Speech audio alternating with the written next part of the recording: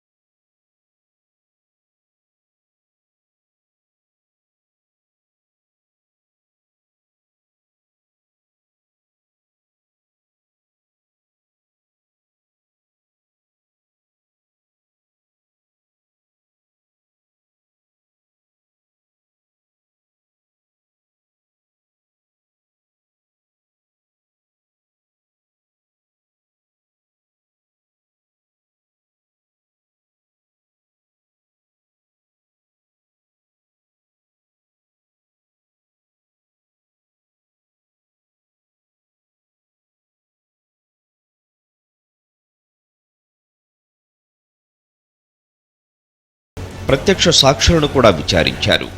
నిందితుడు శ్రీనివాసరావు పనిచేస్తున్న fusion foods restaurant యజమాని టీడీపీ నేత హర్షవర్ధన్ ప్రసాద్ చౌదరిని కూడా ప్రశ్నించినట్లు సమాచారం.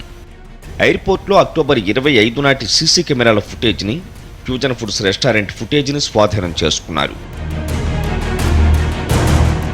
దాదాపు 100 మందిని విచారించిన సిఐఎస్ఎఫ్ అధికారులు కుట్రదారులు వ్యూహాత్మకంగానే ఎయిర్పోర్ట్ను ఎంచుకున్నారని, జగన్పై కత్తిదాడి వెనుక పెద్ద కుట్ర ఉందని నిర్ధారించి అనుమానితుల వివరాలను ఢిల్లీలోని ప్రధాన కార్యాలయానికి నివేదించినట్లు విశ్వసనీయ సమాచారం.